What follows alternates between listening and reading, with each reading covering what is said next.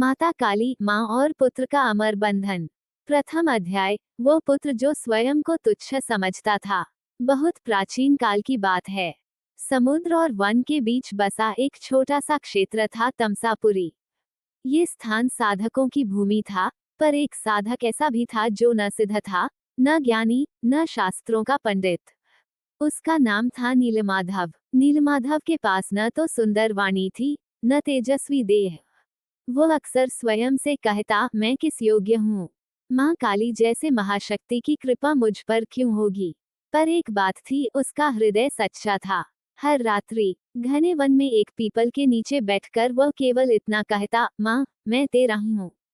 कोई मंत्र नहीं, कोई यज्ञ नहीं, केवल पुत्र का अधिकार। द्वितीय अध्याय। माँ की दृष्टि। देवलोक में, जहाँ देवता भी ध्यान करते हैं, वहाँ माँ काली अपने नील आसन पर विराजमान थीं। उनके नेत्र सृष्टि के कोने कोने को देखते हैं। उन्होंने नीलमाधव को देखा, न उसका तप, न उसकी विद्या, बल्कि उसका असहाय प्रेम। माँ मंद मुस्कुराई। उन्होंने कहा, यह मुझे पुकार नहीं रहा, ये तो मुझ पर अधिकार जता रहा है। और जो मुझे माँ कहकर पुकारे, मैं उसे कैसे छोड़ दूं। तृतीय अध्याय। पुत्र की परीक्षा। तमसापुरी पर एक भयंकर संकट आया। भैरवकेतु नामक असुर ने उस क्षेत्र को अपने अधीन कर लिया। उसने साधकों को सताया, स्त्रियों का अपमान किया, और माँ काली के मंदिर को अपवित्र कर दिया। नीलमाधव कांप उठा। उसने पहली बार माँ से कुछ मांगा। माँ, मुझे शक्ति नहीं चाहिए, मुझे ज्ञान नहीं चाहिए, बस इतना साहस दे दो कि मैं अधर्म के सामने झुकूं नहीं। ये सुनते ही आकाश गूंज उठा। चतुर्थ अध्याय। माँ का प्राकट्य पुत्र के लिए। उस रात्रि, जब असुर मंदिर को तोड़ने आया, नीलमाधव मंदिर के द्वार पर खड़ा था, निरस्त्र। असुर हंसा, तुच्छ मानव, हट जा। नीलमाधव बोला, यह मेरी माँ का घर है। मुझे मारना है तो पहले मारो। क्षण भर को समय थम गया। मंदिर के गर्भगृह से नीली ज्वाला प्रकट हुई।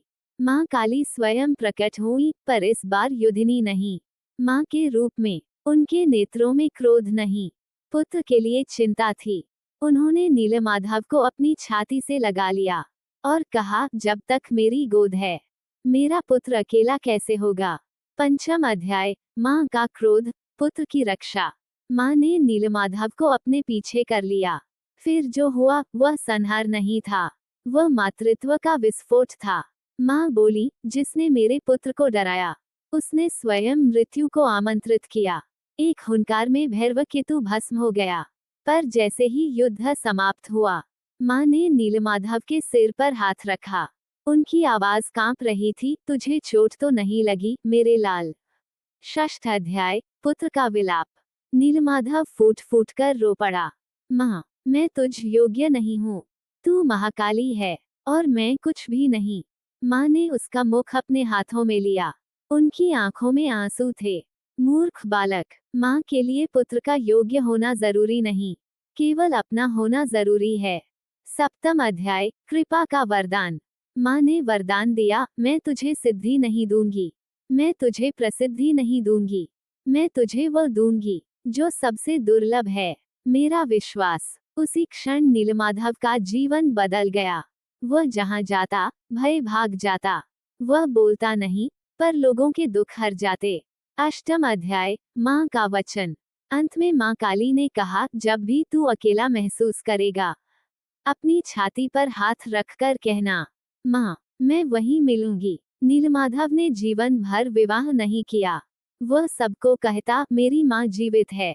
अंत नहीं, माँ का आश्वासन। आज भी कहते हैं, जब कोई सच्चे मन से कहता है, माँ काली, मैं तेरा हूँ, तो माँ मुस्कुराती हैं और कहती हैं, और मैं तेरी हूँ, मेरे पुत्र। एल